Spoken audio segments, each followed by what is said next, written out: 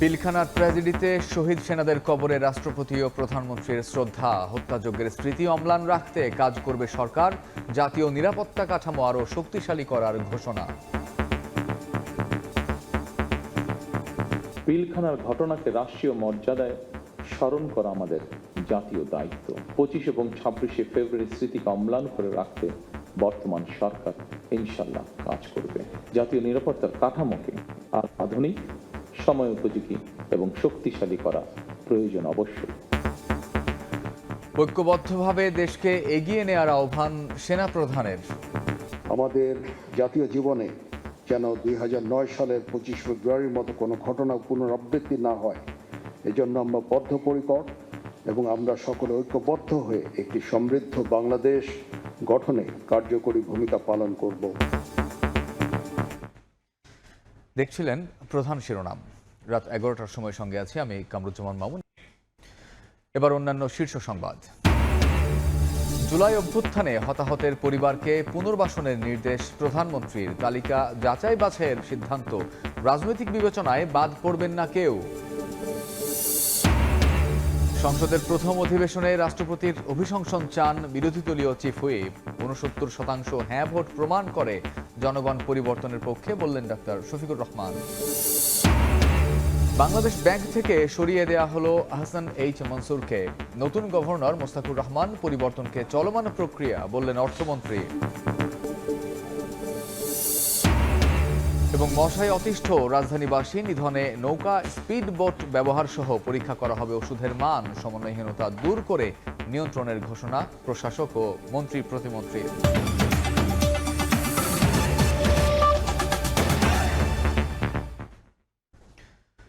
পিলখানা হত্যাযজ্ঞের স্মৃতি অম্লান করে রাখতে সরকার কাজ করবে বলে জানিয়েছেন প্রধানমন্ত্রী তারেক রহমান। একই সঙ্গে জাতীয় নিরাপত্তা কাঠামোকে আরও শক্তিশালী করার ঘোষণা দেন তিনি। এই ট্র্যাজেডিতে শহীদদের নামে গেজেট প্রকাশ করতে প্রধানমন্ত্রীর দৃষ্টি আকর্ষণ করেন স্বরাষ্ট্রমন্ত্রী। জাতীয় শহীদ সেনা দিবসের মতবিনিময়ে সেনাপ্রধান বলেন, দেশের সার্বভৌমত্ব রক্ষায় ঐক্যবদ্ধভাবে কাজ করছে সেনাবাহিনী ও বিজিবি। হিসেবে স্বীকৃত পিলখানায় নির্মম হত্যাকাণ্ডের শিকার সেনা অফিসারদের স্মরণে ঢাকা সেনানিবাসের আর্মি মাল্টিপারপাস হলে জাতীয় শহীদ সেনা দিবসের মতবিনিময় সভা। যোগ দেন প্রধানমন্ত্রী তারেক রহমান, স্বরাষ্ট্রমন্ত্রী সালাউদ্দিন আহমেদ, সেনা নৌ বিমান বাহিনীর প্রধান এবং বিজিবি মহাপরিচালক। জাতির ইতিহাসে এক শোকাবহ অধ্যায়। 17 বছর আগের বিভীষিকাময় সেই দিনের কথা স্মরণ করেন শহীদ পরিবারের সদস্যরা। মূল ষড়যন্ত্রকারী নির্দেশদাতাদের দেশের মাটিতে বিচারের মুখোমুখি করার দাবি জানান তারা। বিডিআর হত্যাকাণ্ড যারা মূল ষড়যন্ত্রকারী বা হত্যার নির্দেশদাতা, তাদের এ দেশের মাটিতে প্রসিকিউশনের আওতায় আনা হোক। এই 57 অফিসারের নাম যেন গ্যাজেট আকারে শহীদ হিসেবে গ্যাজেট আকারে বেরোনো হয়। শহীদদের স্মরণে 59টি স্থাপনা শহীদদের নামে নামকরণের কথা জানান বিজিবি মহাপরিচালক মেজর জেনারেল মোহাম্মদ আশরাফুজ্জামান সিদ্দিকী। সেনাপ্রধান জেনারেল ওয়াকারুজ্জামান জানান, স্বাধীনতা সার্বভৌমত্ব অক্ষুণ্ণ রাখতে সেনাবাহিনী এবং বিজিবি যৌথভাবে কাজ করছে। আমাদের জাতীয় জীবনে যেন 2009 সালের 25 ফেব্রুয়ারির মতো কোনো ঘটনা পুনরাবৃত্তি না হয়, এজন্য আমরা বদ্ধপরিকর এবং আমরা সকলে ঐক্যবদ্ধ হয়ে একটি সমৃদ্ধ বাংলাদেশ গঠনে কার্যকরী ভূমিকা পালন করব। আওয়ামী লীগের শীর্ষ নেতৃত্ব পিলখানা হত্যাকাণ্ডে জড়িত ছিল তদন্ত কমিশনের এমন রিপোর্টের কথা জানিয়ে স্বরাষ্ট্রমন্ত্রী বলেন, দল হিসেবে আওয়ামী লীগের বিরুদ্ধে ব্যবস্থা নেওয়ার সুপারিশও আছে রিপোর্টে। রাজনৈতিক সংগঠন আওয়ামী লীগের শীর্ষ নেতৃত্বরাই এই ষড়যন্ত্রের সাথে লিপ্ত ছিল, কমিশনের রিপোর্ট। বক্তব্য শুরুতেই নিজেকে সেনা পরিবারের সদস্য হিসেবে পরিচয় দেন প্রধানমন্ত্রী তারেক রহমান। সার্বভৌমত্ব নস্যাৎ করার অপপ্রয়াস হিসেবে পিলখানা হত্যাকাণ্ড মন্তব্য করে প্রধানমন্ত্রী বলেন, এই ঘটনায় জাতীয় নিরাপত্তার দুর্বলতা ফুটে ওঠে। জাতীয় নিরাপত্তা কাঠামোকে আরো আধুনিক এবং শক্তিশালী করতে সরকার কাজ করবে বলেও জানান প্রধানমন্ত্রী। আমি কেবল একজন জনপ্রতিনিধি হিসেবে নয়, একজন সেনা পরিবারের সদস্য হিসেবে, একজন সহযোদ্ধার সন্তানের মতন আপনাদের সামনে, আপনাদের সাথে আজকে উপস্থিত হয়েছে। পিলখানার এই মর্মান্তিক ঘটনা ছিল আমাদের সার্বভৌমত্বকে নস্যাৎ করার একটি অপপ্রয়াস। পিলখানার ঘটনার পরিক্রমায় আমাদের জাতীয় নিরাপত্তার কাঠামোর দুর্বলতা ফুটে উঠেছে। তাই বহির্বিশ্বের সাথে তাল মিলিয়ে আমাদের জাতীয় নিরাপত্তার কাঠামোকে আর আধুনিক, সময় উপযোগী এবং শক্তিশালী করা প্রয়োজন অবশ্যই, এবং এ লক্ষ্যেই আমাদের সরকার কাজ করবে ইনশাআল্লাহ। মত বিনিময় শেষে শহীদ পরিবারের সঙ্গে সপরিবারে ইফতারে অংশ নেন প্রধানমন্ত্রী তারেক রহমান। হাসান ওয়ালি, সময় সংবাদ, ঢাকা। এর আগে সকালে পিলখানা হত্যাযজ্ঞে শহীদ সেনা কর্মকর্তাদের কবরে শ্রদ্ধা জানান রাষ্ট্রপতি মোহাম্মদ শাহাবুদ্দিন এবং প্রধানমন্ত্রী তারেক রহমান। এ সময় শহীদদের আত্মার মাগফেরাত কামনায় বিশেষ দোয়া করেন তারা। শ্রদ্ধা নিবেদন ও দোয়া শেষে কিছুক্ষণ নীরবে দাঁড়িয়ে থাকেন। এ সময় সামরিক কবরস্থানে নেমে আসে শোকের আবহ।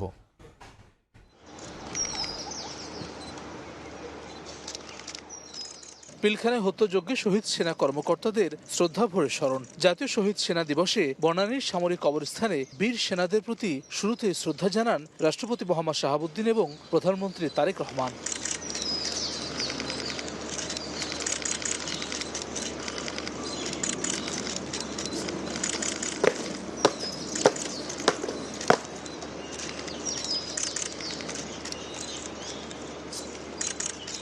শহীদদের স্মরণে বেশ কিছু সময় পালন করা হয় নীরবতা। আত্মার মাগফিরাত কামনায় করা হয় বিশেষ মোনাজাত।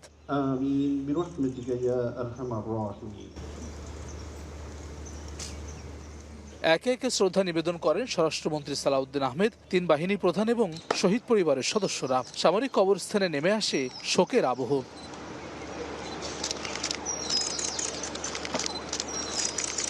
দিবসটি উপলক্ষে এক বাণীতে প্রধানমন্ত্রী জানান, হত্যাকাণ্ডের বিচার প্রক্রিয়া চলমান রয়েছে, ন্যায় বিচার নিশ্চিত করবে সরকার। পিলখানা নির্মমতা 17 বছরের এবারই প্রথম রাষ্ট্রপতি এবং প্রধানমন্ত্রী একসঙ্গে শ্রদ্ধা জানালেন দেশের সার্বভৌমত্বের প্রশ্নে আপসহীন বীর সেনানীদের প্রতি। শহীদ পরিবারের প্রত্যাশা, এবার অন্তত নেপথ্যের কুশীলবরা সামনে আসবে, নিশ্চিত হবে ন্যায় বিচার। হাসান ওয়ালি, সময় সংবাদ, ঢাকা। ক্ষমতাসীনরা জড়িত ছিল বলেই 17 বছরে পিলখানা হত্যাযজ্ঞের প্রতিবেদন সামনে আসেনি বলে মন্তব্য করেছেন জামায়াতে ইসলামীর আমির ও বিরোধী দলীয় নেতা ডক্টর শফিকুর রহমান। দুপুরে বনানীর সামরিক কবরস্থানে শহীদদের প্রতি শ্রদ্ধা জানিয়ে বর্তমান সরকারের আমলে বিচার নিশ্চিতের আশা প্রকাশ করেন তিনি। জাতীয় শহীদ সেনা দিবসে বনানীর সামরিক কবরস্থানে জামাতে ইসলামের আমির ডক্টর শফিকুর রহমান পিলখানা হত্যাযজ্ঞে শহীদ সেনা কর্মকর্তাদের প্রতি শ্রদ্ধা জানান তিনি। পরে জামাত আমির বলেন, ক্ষমতাসীনরা জড়িত ছিল বলেই এতদিন সামনে আসেনি তদন্ত প্রতিবেদন। এ সময় বর্তমান সরকারের আমলে বিচার নিশ্চিতের আশা করেন তিনি। খুনের নেপথ্যের কারিগর যারা ছিল, পরিকল্পনাকারী ছিল, ষড়যন্ত্রকারী ছিল, যারা তাদেরকে উৎসাহ জুগিয়েছে এবং যারা এই হত্যাকাণ্ড সংগঠিত করেছে, আমরা মনে করি তারা সকলেই সমানভাবে দোষী।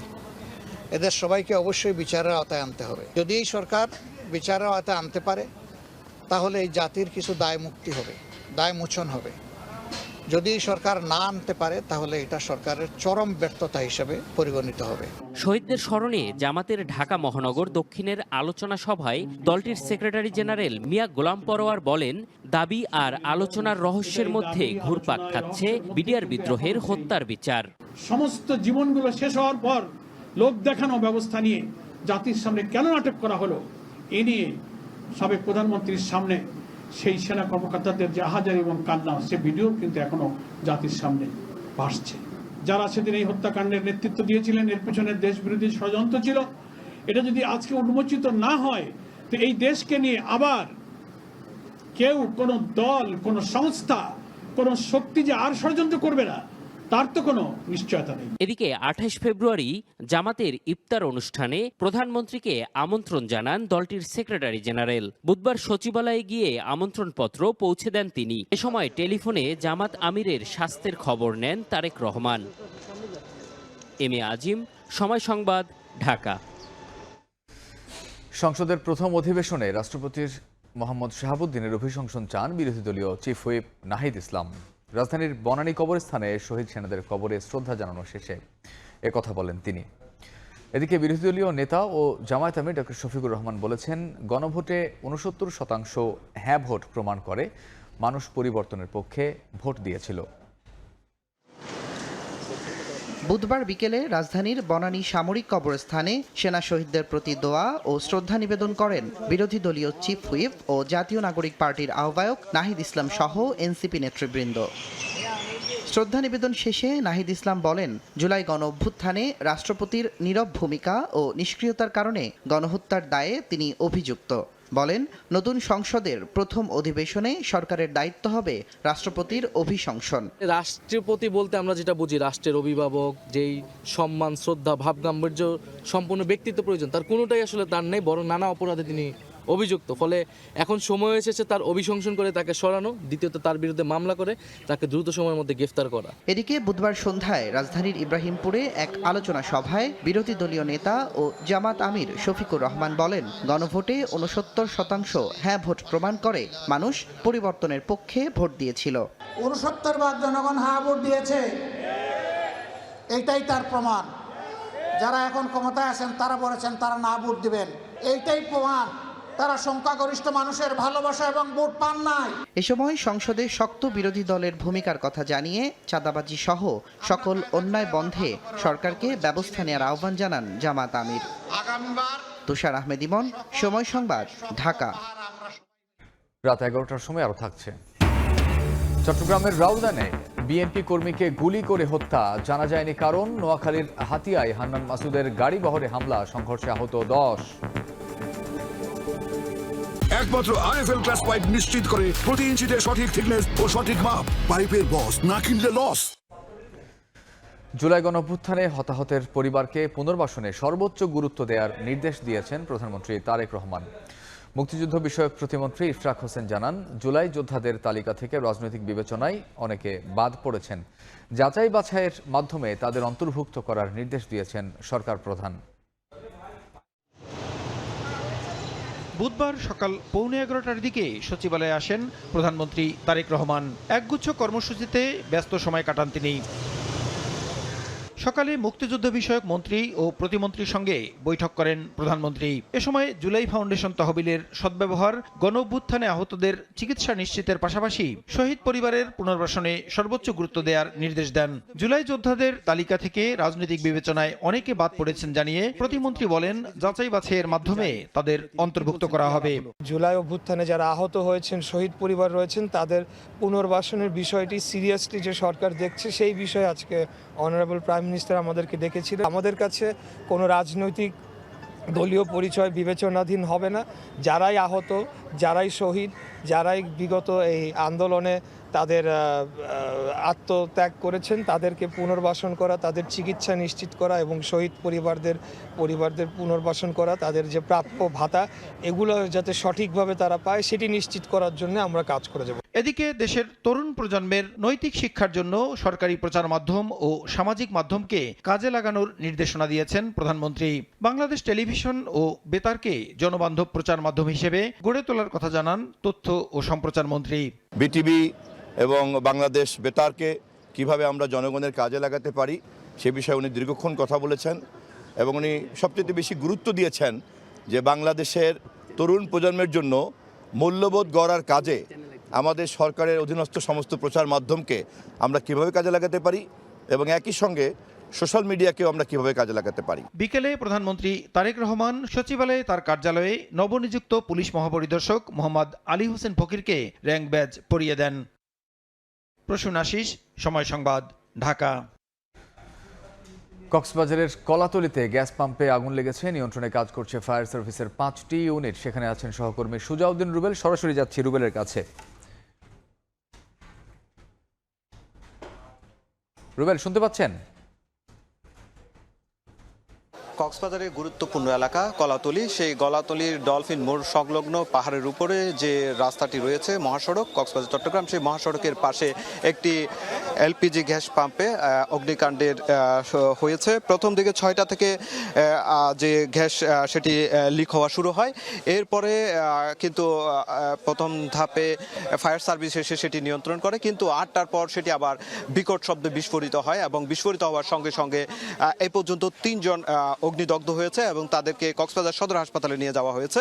সেই বিষয়টি আমাদেরকে স্থানীয় বাসিন্দারা জানিয়েছে। তবে স্থানীয় বাসিন্দারা যেটি বলছে, এটি এনালম নামের একটি কোম্পানি যে গতকালকে এই গ্যাস পাম্পটির উদ্বোধন হয়েছে এবং উদ্বোধন হওয়ার পর থেকে এটি পরিস্থিতি স্বাভাবিক ছিল, কিন্তু আজকে সেটি প্রথমে লিকেজ শুরু হয়, পরবর্তীতে সেটি বিস্ফোরিত হয়ে এখন পর্যন্ত অগ্নিকাণ্ড যে ঘটনা, সেই ঘটনা এখন পর্যন্ত বেশ কয়েকটি বসতিতে কিন্তু এখন পর্যন্ত লোকজনকে সরিয়ে দেওয়া হয়েছে। অনেকেই 3 জন অগ্নিদগ্ধ হয়েছে এবং বেশ কয়েকটি গাড়িও বিস্ফোরিত হয়েছে, সেই বিষয়টি স্থানীয় বাসিন্দারা বলছে। এখন পর্যন্ত আমরা ফায়ার সার্ভিসের সঙ্গে কথা বলেছিলাম, তারা যে বিষয়টি বলছে এখন পর্যন্ত 5টি ফায়ার সার্ভিসের 5টি ইউনিট অগ্নি নির্বাপনের কাজ করছে, তবে তারা চারদিক থেকে ঘিরে কিন্তু পানি মারার চেষ্টা করছে, কিন্তু কোনোভাবে পানি যতই বাড়ছে ততই কিন্তু আগুনের যে ধোঁয়া কিংবা ফুলকি সেটি কিন্তু আরও বেশি উপরের দিকে উঠছে। আমরা সেই দৃশ্যটি দেখছি।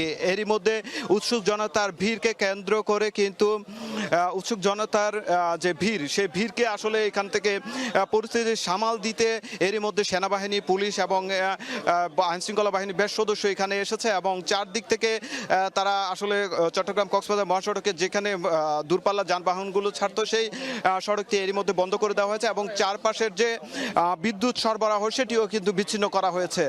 তারা যে ফায়ার সার্ভিসের কর্মীরা সর্বোচ্চ চেষ্টা করছে তারা আসলে পরিস্থিতি নিয়ন্ত্রণে আনার জন্য। এখন পর্যন্ত আমরা যেটি লক্ষ্য করছি, অগ্নি নির্বাপনে প্রায় 2 ঘন্টা পেরিয়ে গেছে, বা যে ভয়াবহ অগ্নিকাণ্ডের ঘটনা এটি আরও বেশি সময় ধরে চেষ্টা করছে তারা নিয়ন্ত্রণে, কিন্তু এখন পর্যন্ত আসলে কোনোভাবে নিয়ন্ত্রণ করতে পারেনি। আমরা যতটুকু স্থানীয় বাসিন্দা এবং যে হাসপাতাল সূত্রে যেটি জেনেছি, এখন পর্যন্ত 3 জন অগ্নিদগ্ধ হয়েছে, সেই 3 জনকে চিকিৎসা দেওয়া হচ্ছে। তবে স্থানীয় আশঙ্কা করছে যেহেতু এটি গ্যাস পাম্প ছিল, সেখানে আরও বেশি মানুষ সেখানে থাকতে পারে এবং সেটি হতাহত হতে পারে বলে স্থানীয় বাসিন্দা যারা রয়েছে তারা আশঙ্কা করছে। তবে আমরা চারদিকে দেখছি মানুষজনকে সরিয়ে দিয়ে পাহাড়ের উপর দিয়ে পানি, যে পানির ব্যবস্থা ফায়ার সার্ভিস উপর দিয়ে পাহাড়ের উপর দিয়ে পানি তারা নির্বাপন করার চেষ্টা করছে, কিন্তু এখন পর্যন্ত 3 ঘন্টা পেরিয়ে গেল, এখন পর্যন্ত আগুন নিয়ন্ত্রণে আসেনি। তো এই ছিল আমার কাছে অগ্নিকাণ্ডের ঘটনা থেকে সর্বশেষ।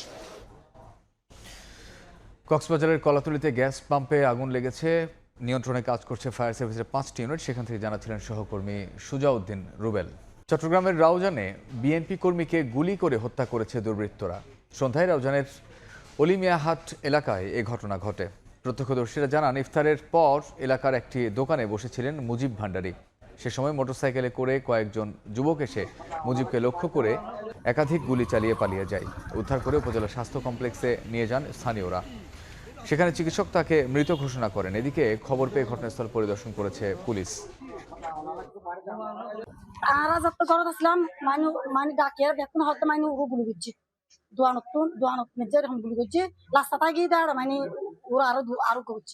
ওনাকে আমাদের এখানে গুলিতে আহত অবস্থায় নিয়ে আসা হয়। আসলে আহত না, ওনাকে যখন নিয়ে আসা হয় উনি অলরেডি মৃত ছিলেন, অর্থাৎ উনি হাসপাতালে আসার আগেই মারা গেছেন।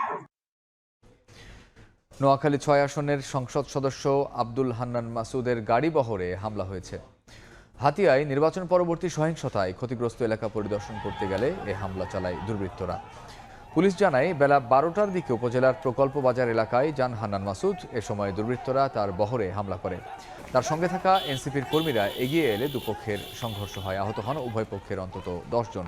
ভাঙচুর করা হয় 10টির বেশি মোটরসাইকেল। বর্তমানে আব্দুল হান্নান মাসুদ প্রকল্প এলাকায় তার কর্মীদের নিয়ে অবস্থান করছেন। হামলাকারীদের গ্রেফতারের দাবি জানিয়েছেন তারা। আমরা যখন এখানে আমার ক্ষতিগ্রস্ত মানুষজনকে দেখে, আহতদেরকে দেখে আমি যখন ব্যাক করতেছিলাম নিরাপদে, তখন পিছন থেকে আমাদের উপর আক্রমণ করে। আমি এখানে এসে বসছি, কারণ আমি চলে গেলে তো আমার ভোটাররা নিরাপদ না। আমি এই জায়গায় থাকবো যতক্ষণ পর্যন্ত আমার ভোটারদের নিরাপত্তা, আমার হাতের মানুষের নিরাপত্তা নিশ্চিত হয়। যদি প্রশাসন যদি না পারে সেটা প্রতিহত আমি সাধারণ মানুষকে নিয়ে করবো। আমি আছি এখানে। যত দ্রুত সম্ভব যুক্তরাষ্ট্রের সঙ্গে সমঝোতায় পৌঁছাতে ইরান প্রস্তুত রয়েছে বলে জানান ইরানের উপপররাষ্ট্রমন্ত্রী। সততা এবং সরল বিশ্বাসে আগামী বৃহস্পতিবার জেনেভায় আলোচনা কক্ষে প্রবেশ করবে তেহরান। যদিও এর মধ্যেই ইরানের উপকূলবর্তী এলাকায় সামরিক মহড়া অব্যাহত রেখেছে আইআরজিসি।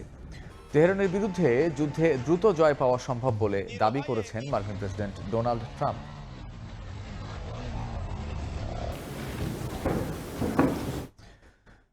এতক্ষণ দেখছিলেন দেশ বিদেশের খবর।